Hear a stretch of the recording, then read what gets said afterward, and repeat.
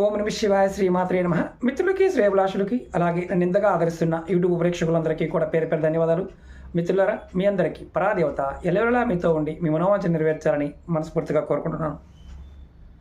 ఈరోజు మనం ఎంత పెద్ద అప్పు ఉన్నా సరే, అంటే మీరు కొన్ని కోట్ల రూపాయలు అప్పు చేసినా సరే, ఆ అప్పు తీర్చడానికి అత్యంత ప్రభావవంతమైన 100% ఫలితాన్ని ఇచ్చే ఉపాయం చెప్తాను. చాలా తేలికైంది. ఈ విధానాన్ని మీరు తూచా తప్పకుండా పాటించినప్పుడు మాత్రమే ఫలితం ఉంటుంది. ఎలా చేయాలి, ఏ విధంగా చేయాలి మీకు తెలియచేస్తాను. అలాగే మీకు ఈ వీడియో నచ్చినట్లయితే లైక్ చేయండి. ఛానల్ని కొత్తగా చూసే మిత్రులు సబ్స్క్రైబ్ చేసుకోండి.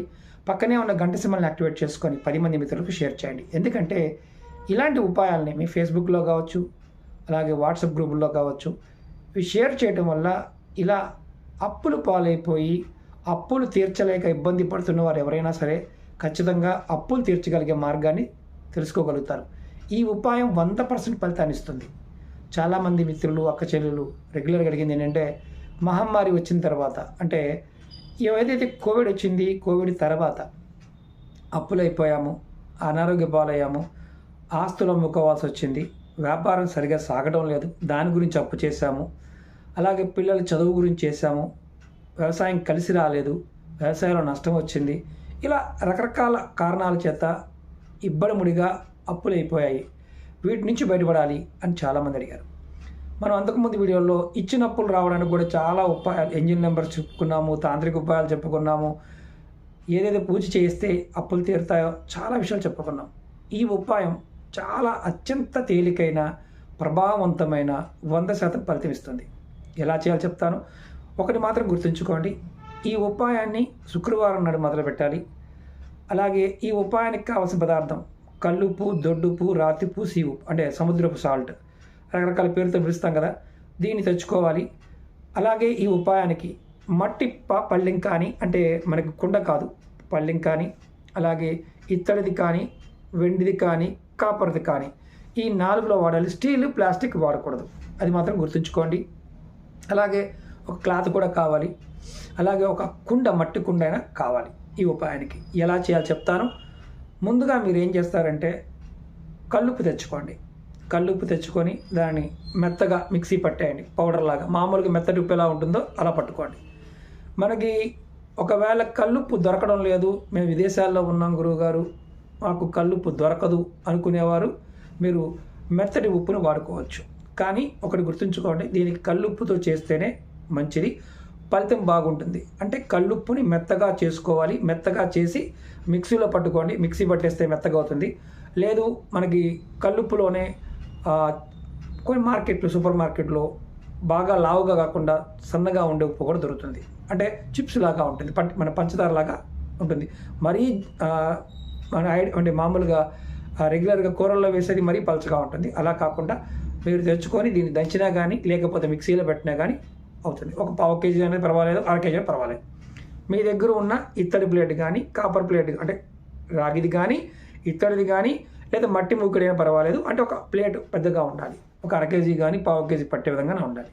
మీరు ఏం చేస్తారంటే, ఈ ఉప్పు రెడీ చేసుకున్న తర్వాత శుక్రవారం నాడు ఉదయం కానీ సాయంత్రం అయినా పర్వాలేదు, మీరు దీన్ని ఉప్పుని ఆ ప్లేట్లో పోసేయండి.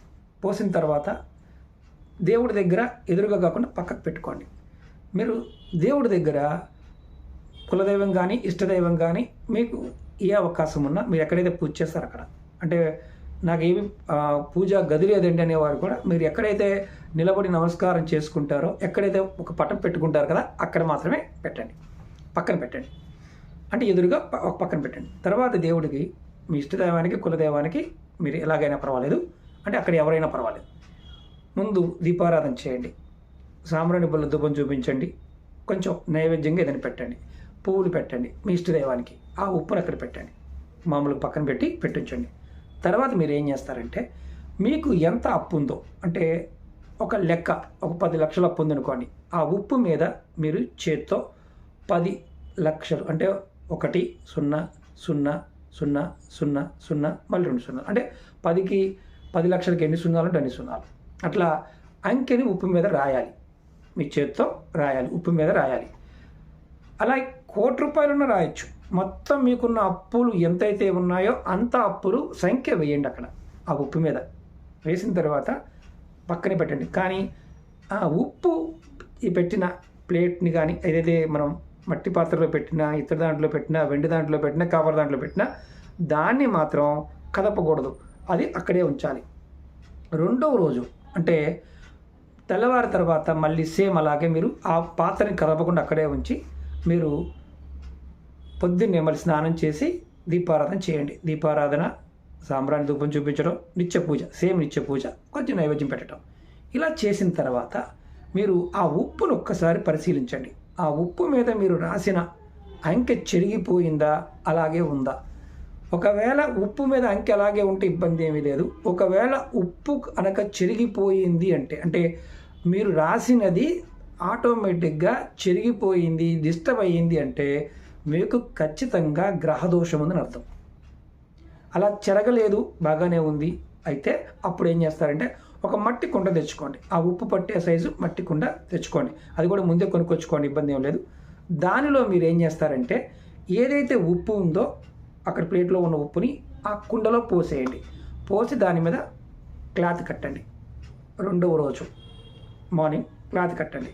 కట్టిన తర్వాత మీరు దాన్ని అదే గదిలో, దేవుడి గదిలో ఒక పక్కన పెట్టుకోండి. ఎక్కడైతే దేవుడు ఉందో అక్కడ ఒక పక్కన పెట్టండి.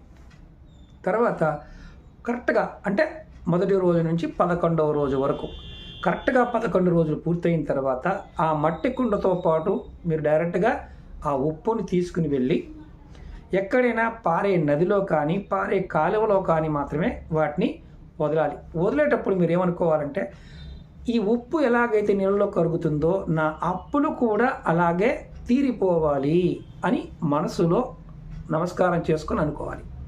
మళ్ళీ చెప్తాను, ఈ ఉప్పు ఎలా కరుగుతుందో అలాగే నా అప్పులు కూడా కరిగిపోవాలి, తీరిపోవాలి అని కోరుకోవాలి. మీరు ఇప్పుడు ఇది ఒక్కసారి చేశారు. 11 రోజుల తర్వాత అంటే 11 రోజులు మీ దేవుడి మందిరంలో పెట్టి 12వ రోజులు తీసుకెళ్ళి కలిపారు. అది అర్థం చేసుకోండి. ఇప్పుడు ఇంకొక సమస్య ఏంటంటే ఇప్పుడు ఉప్పు పెట్టిన ఉప్పు చెదిరిపోయింది అంటే మనం ఏం కలపకుండానే అంకి చెరిగిపోయింది. అప్పుడు ఏం చేయాలి? మళ్ళీ రెండవ రోజు అంటే తర్వాత రోజు మళ్ళీ ఉప్పు తీసుకువచ్చి మళ్ళీ సేమ్ అలాగే అంటే ఇదంతా తీసేసి మళ్ళీ పక్కన పెట్టేసి మళ్ళీ కొత్తగా ప్రయోగాన్ని చేయాల్సిందే. అలా ఎన్నిసార్లు చెరిగిపోయినా అన్నిసార్లు చేయాల్సిందే.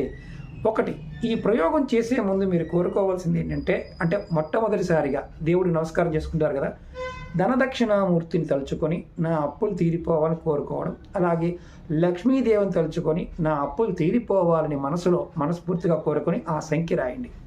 ఇది 11 రోజులు అలాగే ఉండాలి. ఇప్పుడు మనకు కొన్ని అనుమానాలు వస్తాయి. ఆ అనుమానాల గురించి కూడా చెప్పేస్తాను.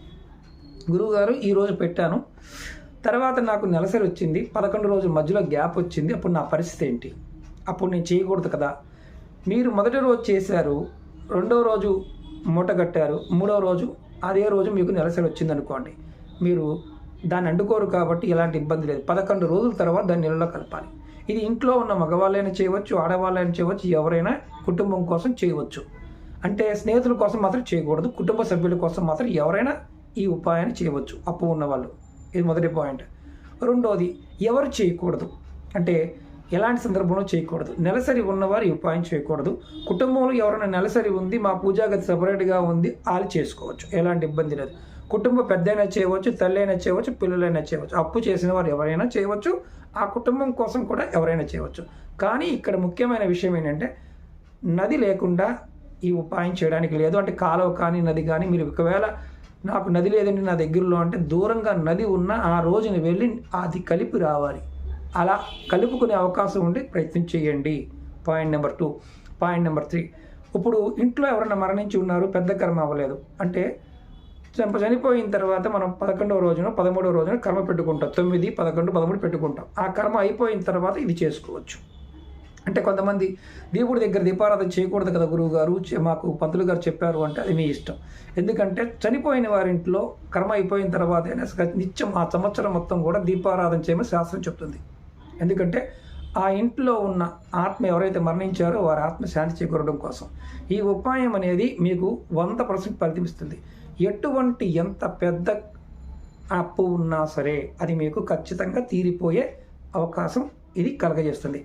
నమ్మిక, విశ్వాసం చాలా అవసరం. నమ్మకం లేని వారు పొరపాటున ప్రయత్నం చేయకండి. ఇది బాగా గుర్తుంచుకోండి. నమ్మకంతోనే ప్రయత్నం చేయాలి. నమ్మకం లేకపోతే పొరపాటున కూడా ప్రయత్నం చేయవద్దు. ఇంకొకటి ముఖ్యమైన విషయం ఏంటంటే, ఇలాంటి ఉపాయాలు, ఈ ఉపాయంతో పాటు ఇంక వేరే కూడా చేయవచ్చా? నిర్భయంగా చేయవచ్చు.